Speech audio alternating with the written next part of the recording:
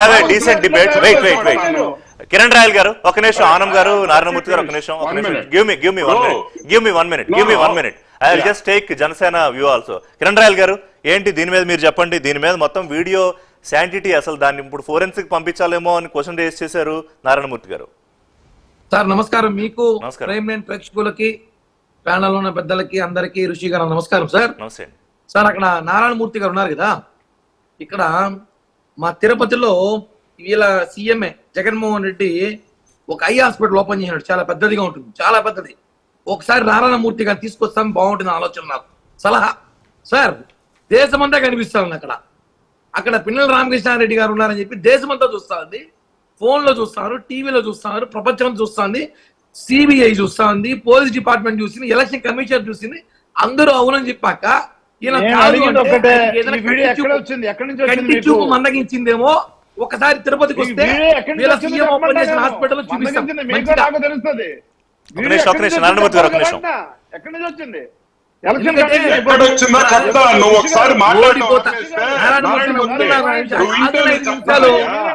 నీకు కంటికి ఒకటే ప్రాబ్లం అనుకున్నా, మొత్తం ప్రాబ్లం బ్రెయిన్ ప్రాబ్లం అవుతుంది.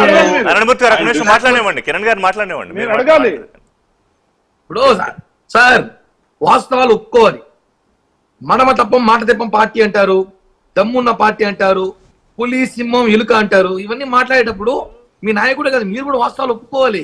ఇప్పుడు అక్కడ జరిగిన వాస్తవం, అవునండి ఆవేశంలో చేసినాడు, మేమంతే చేస్తాం, మా రౌడీజం అంతే, మా దందా అంతే, మా ప్రభుత్వం వస్తుంది ధీమాలో చేసినాం, ఎవడు మమ్మల్ని అడిగేది, ఎలక్షన్ కమిషనరా ఎవడైతే మాకేమని చెప్పి మాట్లాడాడు, తప్పేముంది? సీఈఓ మీనా ప్రెస్ మీట్ పెట్టి మరీ చెప్పారు కదా, ఆయన కేంద్ర ఎన్నికల సంఘం అక్షింతలు వేస్తే మొత్తం 7 చోట్ల జరిగాయి, దీని మీద యాక్షన్ ఉంటుంది, 7 ఏళ్ల దాకా జైలు శిక్ష ఉంటుంది, ప్రస్తుతానికి పోలీసులు వెతుకుతున్నారు, ఇవన్నీ చెప్పుకొచ్చాడు కదా ఆయన. అదే చెప్పకుండా గ్రాఫిక్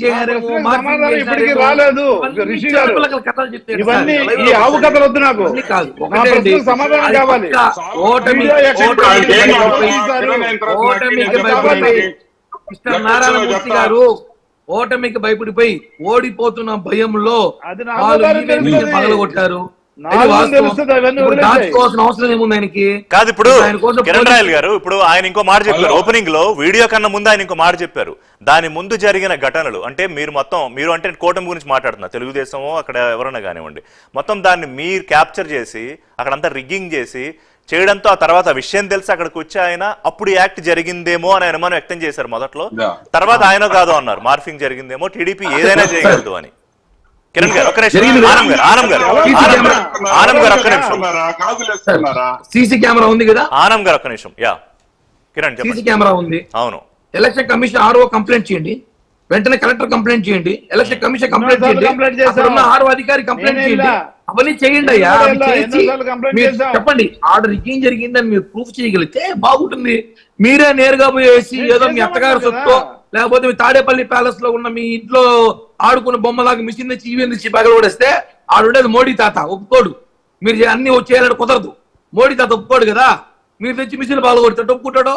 కాబట్టి చెప్తున్నాం, దానికి నా చట్టం అనేది మీ చేతిలో తీసుకోకూడదు సార్. ఇప్పుడు అదే అసలు గొడవ. ఇప్పుడు మీరన్న నేనలేదు, మీరన్న మోడీ తాత ఎవరి వైపు ఉన్నారు. ఇప్పుడు నేను పెట్టిన టైటిల్ కూడా ఎవరు ఎటువైపు, ఎందుకంటే పోలీసుల మీద ఇద్దరు నిందలేస్తారు, కూటమి వైసీపీ, మీకు కొమ్మక్క అంటే మీకు కొమ్మక్క అని. ఆఖరికి ఈసీ కూడా కొమ్మక్క అయిపోయిందని సజ్జలయ్య డైరెక్ట్ గా బయటకు వచ్చి మాట్లాడారు. ఇవాళ నారాయణమూర్తి గారు కూడా అనుమానం వ్యక్తం చేస్తున్నారు. అంటే ఇన్ని అనుమానాల మధ్య జరిగింది ఆంధ్రప్రదేశ్ ఎన్నిక. వెరీ అన్ఫార్చునేట్ కిరణ్ రాయల్ గారు, వెరీ అన్ఫార్చునేట్. నేను ఇంతకుముందు ఎన్నికప్పుడు ఈ మధ్యకాలంలో చూడలేదు. ఈసీకి లెటర్ పెట్టాను. వాళ్ళు చెప్పిన దాన్ని అన్ఫార్చునేట్ అనుకుంటే ఎట్టా? ఈసీకి లెటర్ పెట్టాను నేను. లేదు, నేను అనేది ఏంటంటే ఇలాంటి ఒక చర్చ జరగడం దురదృష్టకరం అని ఆనం గారు. ఇప్పుడు మీరు ఇన్ని ఎన్నికలు చేశారు, చూశారు, ఇంత సీనియర్, ఇలాంటి చర్చ జరిగిందా పోనీ మీరు చెప్పండి. ఈ మధ్యకాలంలో ఎన్నికల్లో ఇలాంటి చర్చలు, ఇలాంటి దాడులు ఇవి జరిగాయి. కిరణ్ గారు కంప్లీట్ చేశాక మీ దగ్గరికి వస్తా. ఆనం గారు, కిరణ్ గారు కంప్లీట్ చేయండి సార్. ఒకటండి, ఈ రోజు నేను ఇందాక ఒక ప్రెస్ మీట్ పెట్టి మీకు కూడా పంపించాను లెటర్. చూసా, election commission, central election commission letter పెట్టాను. ఏమనంటే అసలు ఈ రాష్ట్రంలో ఏం జరుగుతుంది, ఎలక్షన్ ముందు జరగాల్సిన గొడవలన్నీ ఎలక్షన్ తర్వాత జరుగుతుంది.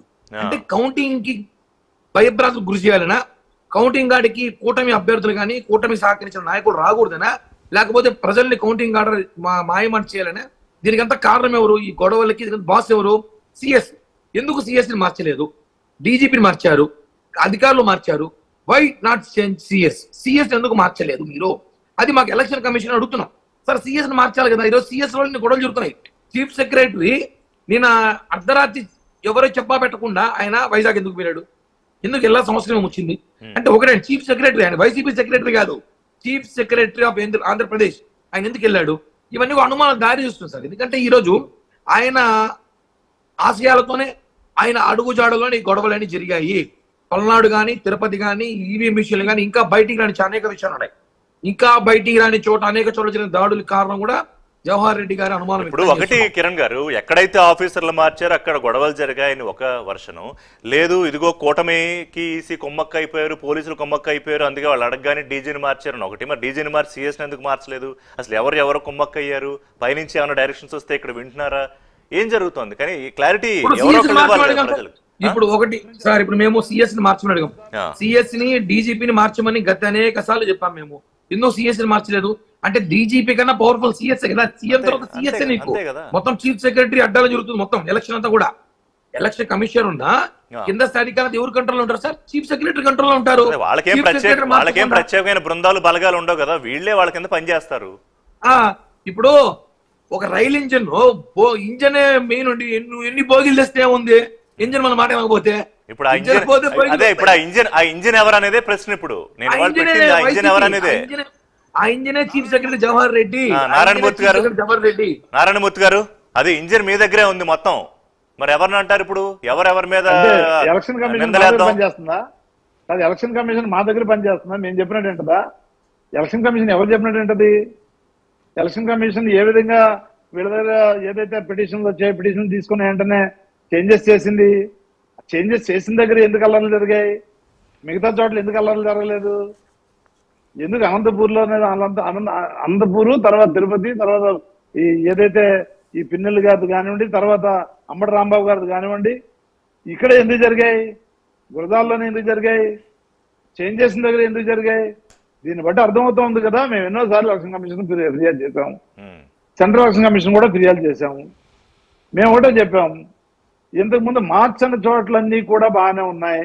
పురంధేశ్వరి గారు ఏదైతే లెటర్ పెట్టి ఎవరెవరినైతే మార్చమని చెప్పారో వాళ్ళని మార్పులు చేసిన తర్వాత అక్కడ ఉద్దేశపూర్వకంగా అక్కడ మార్చిన తర్వాత అక్కడ జరిగిన అల్లర్లు మేము క్లియర్ గా ఏమేమి జరిగాయి కూడా ప్రతి వీడియో. ఇవాళ ఎన్నికల సంఘానికి తాడిపత్రి అల్లర్ల మీద టీడీపీ ఒక లెటర్ రాసింది. వాళ్ళ లెటర్లో ఏముంది? బాధితులైన టీడీపీ కార్యకర్తల మీదే మీ ఫోర్స్ తోటి అక్రమ కేసులు పెట్టారు. ఎవరు? రాజంపేట డిఎస్పీ చైతన్యట. ఆయన మరి ఎవరి ఆదేశాలతో వచ్చి కేసులు పెట్టారు అంటే మళ్ళీ అక్కడ కూడా పిక్చర్లోకి సిఎస్ఏ వస్తున్నారు. అంటే ఎంత కన్ఫ్యూజన్ పిక్చర్ ఉందంటే ఇక్కడ. ఇప్పుడు పోలీసులు ఎవరి వైపు? అధికార వైసీపీ వైపు ఉన్నారా? టీడీపీ, ఈసీ, బీజేపీ కొమ్మక్క అయిపోతే వాళ్ళ మాట విన్నారా? సంబంధం ఎందుకు ఉంటది ఇది? ఇప్పుడు లోకల్ ఎలక్షన్ కమిషన్ అబ్జర్వర్స్ ఉన్నారు. అబ్జర్వర్ ఇవాళ ఏ పార్టీల వాళ్ళ పర్సనల్ ఏదైతే ఈవెంట్స్ జరుగుతుంటే ఆ ఈవెంట్స్ కూడా వెళ్ళి ఏ విధంగా వ్యవహరించాలని చూశారు. వాళ్ళకి సంబంధాలు ఏంటో కూడా బయటకు వచ్చాయి సోషల్ మీడియాలో.